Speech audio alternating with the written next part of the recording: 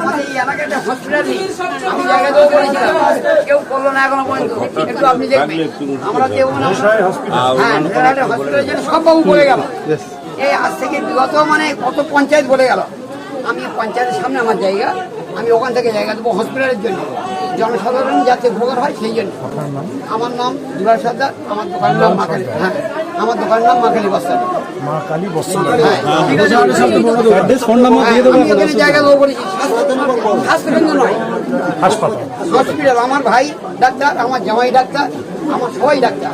আপনি আমার উপকার করলেন, আমি আপনাকে বললাম কালকে থেকে হ্যাঁ, একটা হসপিটাল চাই, সবাই এত লোক আসছে। ওনার জন্য একটা হাততালি দাও। আপনারা দেখছেন আওয়াজ, রোজকারের হক কথা।